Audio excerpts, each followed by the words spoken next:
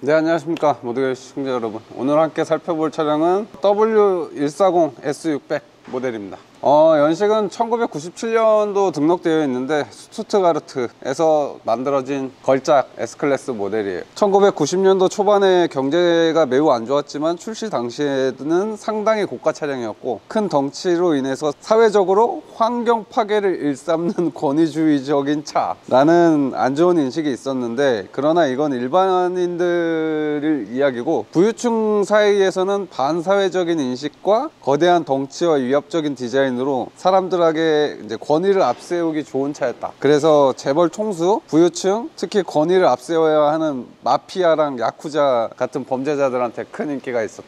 21세기 현대적인 디자인으로 넘어가는 과도기에 디자인된 차량이고, 동시에 브루노 샤코의 걸작이기도 해요. 이 차량, 이 모델이 원래대로라면 전고가 10cm 낮아야 되는데 21세기엔 인류의 평균 키가 180을 넘는 것을 우려해서 강제적으로 10cm를 늘렸대요. 다만 그런 일이 없었고, 브루노 샤코도 개인적으로 아쉬워하는 부분이다. 내 키도 180이 안 넘는데.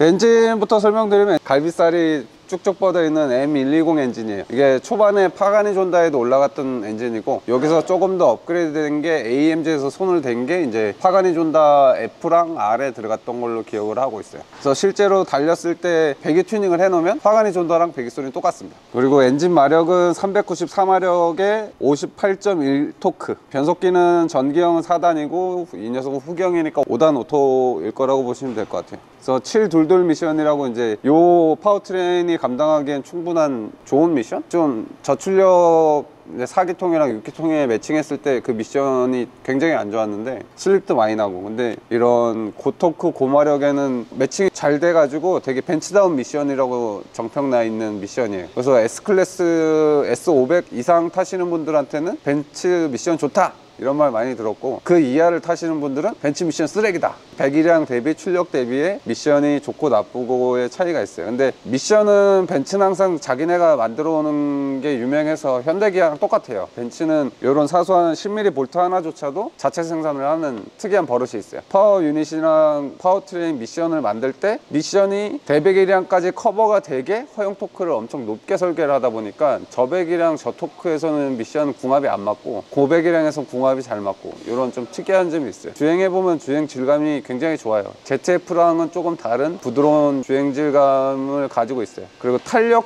주행이랑 타력 주행이 용이해요. 주행을 쭉 하다 악셀을 놨을 때 아무것도 없는 고요함을 느낄 수 있는 게 이 벤츠 미션. ZF는 약간 악셀레이터를 놨을 때 소음이 올라오는데 얘는 그런 게 없어요. 그래서 벤츠에선 궁합이 상당히 잘 맞는 미션이라고 보시면 되고, BMW가 만든 게 이제 골드피쉬라는 모델이 있어요. 7 시리즈 골드피쉬라는 모델이 있는데, 그거를 이 녀석들이 V16으로 출시를 한다고 했어요. V16 기통으로 출시를 한다고 하니까 벤츠에서도 가만히 있을 수가 없어가지고 이 6기통 엔진을 3개를 붙여가지고 18기통 엔진을 요 140에다가 올리려고 했어요. 올리려고 했는데 BMW가 그거를 출시를 안 했어요. 근데 벤츠는 140 V16도 있고 W18기통도 있고 둘 다를 만들려고 했는데, V16은 85대 정도 만들었고 W18기통은 스케치북에만 남아있어요. 그게 6기통 엔진을 하나 둘 셋 이렇게 붙여서 W16 엔진을 만들었어요. 근데 BMW랑 경쟁 경합하면서 그런 모션이 있었다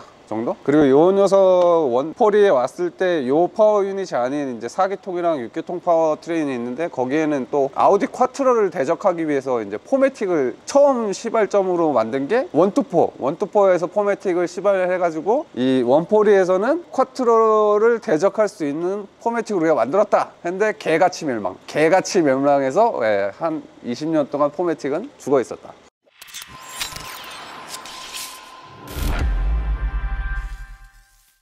그 디자인적으로는 굉장히 유려하고 신형 나오는 223보다 사이즈는 더 커요. 그만큼 무게도 2.2톤, 30년 전에 만든 차인데 2200kg. 그만큼 아주 두꺼운 강철로 차체를 다 만들고, 이런 라디에이터 팬 그릴 이런 것도 다 전부 다 강철로 만들었어요. 그래서 아주 무거운 중량을 가졌는데, 무거워지면서 장점이 된 게 탱크라고 불리는 모델이에요. 왜냐하면 탱크처럼 두꺼운 강판을 사용해 갖고 고강성의 차체랑 충돌 안정성까지 확보한 기함이라고 보시면 돼요. 엔진이 이만하기 때문에 웬만한 충격은 엔진이 다 흡수하지 않을까. 그래서 블럭도 엔진 헤드 일부분은 또 마그네슘도 사용하고 블록이랑 헤드는 알루미늄 합금이라서 실내로 치고 들어오는 문제는 없다라고는 못하겠는데 확실히 보장된 건 없어요. 그리고 나왔을 때도 엔지니어가 회계사를 이긴 유일한 차, 유명하고 되게 지나치게 과도한 설계라고 되게 유명한 차예요. 그래서 이 차 이후로는 회계사가 항상 이겼습니다. 요 이후에 나왔던 모델은 원가 절감을 많이 들어가서 초도 물량 불량도 굉장히 많았고 소비자 불만도 굉장히 많았어요. 요 녀석까지만 해도 원가 절감이 없었다. 그래서 원가 절감이 없었던 이유도 이 차가 출고가가 2억이에요 94년도에 2억이니까 2억에서 원가 절감했다가는 안 되니까. 지금 신형 S클래스도 2억인데 30년 전에 2억. 자, 아무나 탈 수 없는 차였어요. 자, 아까도 얘기했듯이 마피아랑 야쿠자가 사랑한 이유입니다. 근데 요즘 마피아는 컬리넌 타던데.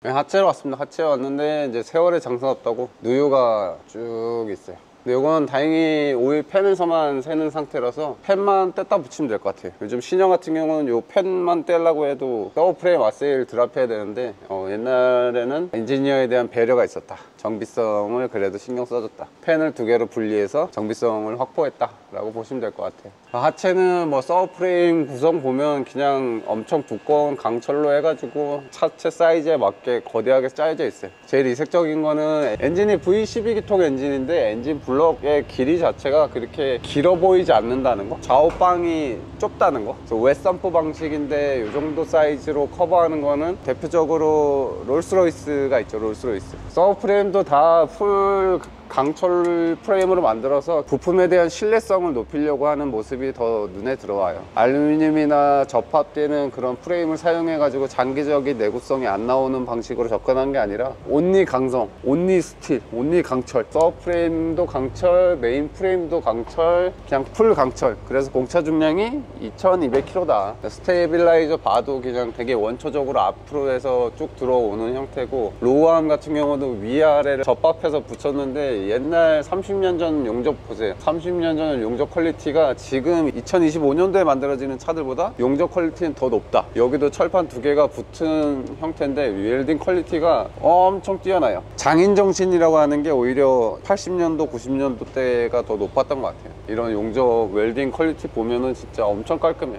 보고 있나 페라리? 너클도 풀 스틸 너클 사용하는데 비형학적으로 픽업 포인트가 물려있는 형태도, 스티어링 렉이 물리는 포인트도 너클이랑 분리가 되는 분리 타입이고, 그리고 쇼겁쇼버도 요즘 나오는 차에 대비했을 때 엄청 얇아요. 엄밀히 따지면 경차급 쇼겁쇼버 사용하는데 승차감 영역에서는 굉장히 월등히 우수하다. 스프링도 건선수를 굉장히 많이 늘려서 승차감을 굉장히 좋게 하려고 했던 것 같아요. 약간 텐더 스프링 역할을 같이 할 수 있게 설계돼서 승차감도 좋게 세팅된 차? 어퍼암도 보면 어퍼암이 그냥 기형학적으로 보면 하나죠. 픽업 포인트가 하나예요. 두 개로 물리는 게 아니라 하나로 물려있고, 더블 미시번 형식의 앞쪽 서스펜션이라고 보시면 돼요. 30년 동안 너클이랑 로우암이랑 뭐 이런 거 교환 안 된 차량이에요. 컨디션이 굉장히 좋다. 부품의 퀄리티 자체가 오히려 쌍팔년도가 더 좋다는 게 이게. 근데 이때만 해도 원가 절감이라는 걸 안 했던 시기니까 가능했던 하체 컨디션일 것 같아요.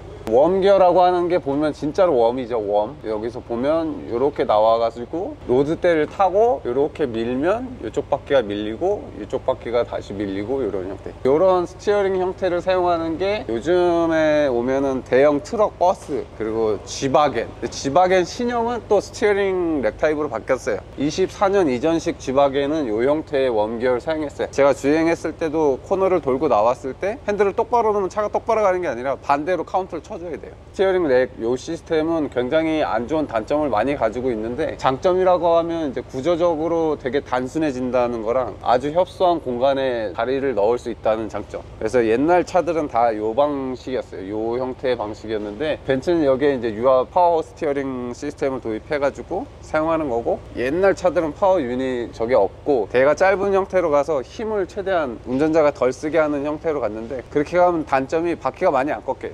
유턴할 때 차를 앞뒤로 왔다 갔다 해야 돼. 벤츠는 그거를 커버하려고 이제 여기다 파워펌프 시스템을 적용해가지고 조향각을 조금 더 확보했다, 그렇게 보시면 되고, 12기통 엔진답게 매니폴드에서 나오는 1차 다운파이프가 하나, 둘, 셋, 네 개. 세월이 흘러가지고 손대면 다 부서집니다. 그래서 머플러는 순정을 아마 못 구할 거예요. 그래서 아마 애프터마켓 제품으로 교환되지 않을까. 애프터마켓으로 교환되면은 F1 사운드가 난다, 이동치에서 FN 사운드가 나면 좀 웃기긴 할 텐데, 이 해외에서는 이 차 가지고 드리프트 하시는 분들도 있고 터널에서 엄청 질주하시는 분들도 있고, 단점이 얘가 존다랑 똑같아요. 파가니 존다도 레드존 이빠이 때리면 타이밍 벨트가 넘거든요. 근데 얘는 타이밍 체인 방식인데, 체인이 직결적으로 이렇게 풀리를 구속하는 형태가 아니라 간접적으로 이렇게 장착되어 있는 방식이라서, 파가니 존다랑 똑같이 얘도 레드존을 많이 때리면 타이밍이 넘어요. 그래서 그런 구조적인 단점이 있는 엔진이, 애초에 개발될 때 초호화 럭셔리 차량에 탑재하려고 만들어진 차라서 S클래스에서는 만나보기 힘든 증상인데, 파가니 존다에서는 너무 쉽게 만나볼 수 있는 증상. 그냥 리스폰스도 빠르게 튜닝이 돼 있어가지고 타이밍이 잘 넘어요. 파가니 존다는 그 후까시 잡는다고 왕왕 이거 하면은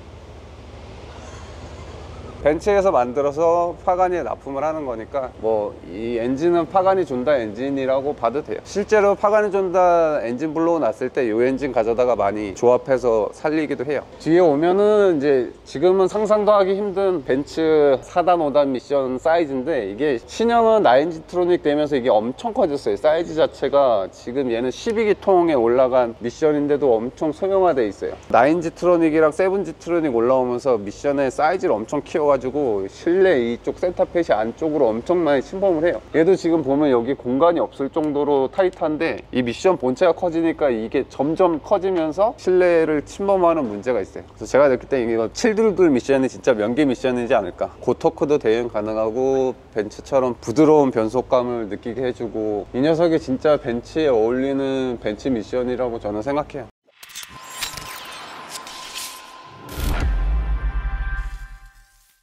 뒤로 왔습니다. 뒤로 왔는데 디퍼런셜이 있고, 고무의 품질 보세요. 고무 크랙도 하나 없어. 원가절감을 1원도 안 했다는 게, 이런 고무류 보면은 세월이 이렇게 지났는데도, 플라스틱도 보면은 그냥 텐션 잘 유지하고 있고, 진짜 이런 게 차 아닐까. 요즘 원가절감 너무 심해서 조금만 지나도 다 경화되고 크랙되는데, 얘도 이제 누유는 있어요. 30년 됐으니까. 사람으로 치면 100살 되면 사람도 뭐가 새요. 서브프레임은 뭐 잡고 있는 포인트가 거의 메인 차체 맨 끝에 가서 물려 있어요. 그냥 대륙 횡단을 해서 반대편 포인트까지 물려 있는 형태. 서브프레임이자 메인 프레임까지 겸하려고 했던 의도가 보인다. 메인 프레임을 보강하기 위해서 서브프레임의 영역을 확장해서 둘을 조인트 시켜주는 거. 언더브레이스라고 요즘 많이 튜닝을 하는데, 옛날에는 그냥 기본적으로 되어져 있었다라고 보시면 돼요. 그러니까 엔지니어링이 틀 달리면 어떻게 되는지. 요즘 벤츠는 가벼운 차라고 아주 고급스러운 승차감도 만들고 트랙션도 안정화시킬 수 있는 기술력, 진짜 이런 게 찐 기술. 요즘 신형들은 뭐 자세 제어 장치랑 이런 게 너무 많아지면서 복잡해진 것도 있고, 하체가 구조적인 강성을 더 확보해야 되는 시스템이니까, 30년 전에는 타이어 그립도 안 나와서 막 차체를 비트는 힘이 잘 발생 안 되는데, 요즘은 타이어 그립이 원체 좋아져서 하체가 받는 스트레스가 굉장히 심해요.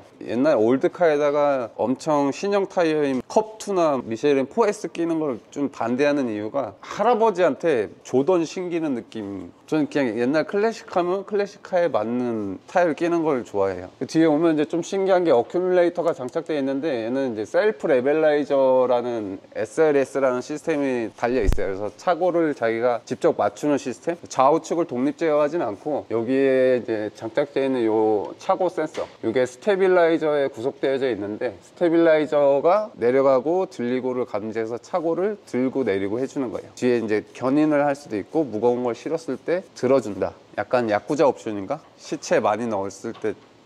뒤에도 되게 심플하고 간소한데 되게 재미있고, 여기서 그냥 봤을 때 링크가 한 번에 다 들어오고, 링크가 요즘 신형들처럼 막 뱀처럼 꼬여서 막 어느 포인트로 가는 기형학적인 그런 구성이 하나도 없고, 다 직선이에요. 직선. 이게 직선으로 되어 있을 때 힘의 전달 방향이 올바르기 때문에 하체를 구성하는 암대가 커질 필요가 없어요. 암대가 힘의 전달 방향이 똑바를 때는 얇아도 힘을 똑바로 전달할 수 있기 때문에 얇아도 되는데, 한 번 휘어져 있는 암대 100대 같은 경우는 휘어진 곳으로 힘이 집중돼서 휘어버리려고 하는 특성 때문에 거길 막 엄청 살을 붙이고 이러는 형태로 가서 뒤에 보면 엄청 답답하고 꽉 막혀있는 게 요즘 신형차들인데, 구형 차들은 되게 힘의 전달 방향을 엄청 신경 써서 설계한 것 같아요. 뒤에 멤버 부싱 사이즈도 보면 이게 벤츠가 2000년도 초반부터 지금까지 나오는 차의 고질적인 문제가 리어 멤버 부싱이 크랙 가는 문제가 있는데, 얘는 그냥 뭐 진짜 엄청 커요. 크랙 문제는 아예 발생을 억제하는 사이즈로 다 커버를 하는 것 같아요. 그래서 부싱도 한 번도 교환 안 된 것 같은데 부싱 퀄리티도 굉장히 좋고,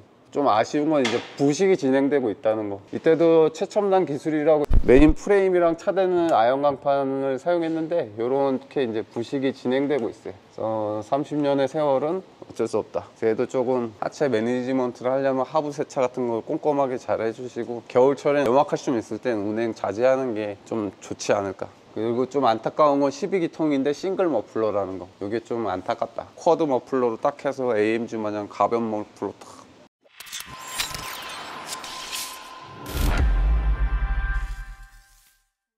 지금 기준으로도 이제 압도적인 존재감과 기술력 그리고 럭셔리함의 극단을 보여준 90년대 진짜 벤츠 같이 살펴보셨는데, 에어로다이나믹도 지금 테슬라랑 거의 똑같아요. CD 값이 그냥 뭐 시뮬레이션이나 뭐 호몰로게이션 이런 거 없이 그냥 단순히 이런 스케치북에서 완성된, 80년도에 설계되고 90년도에 완성된 스케치북에서 만든 차가 요즘 나오는 차랑 공기 저항 개수가 똑같다 라는 거는 뭐 엄청난 장인들이 혼을 갈아 넣어서 만든 걸작 같아요. 같이 살펴보셨는데 어떠셨는지? 그냥 놀라웠어요. 놀랍죠? 가지고 싶은 생각은 있나요? 저도 마찬가지입니다. 남의 떡이 좋아 보인다, 이렇게 하고 마무리하도록 하겠습니다. 시청해주셔서 감사합니다.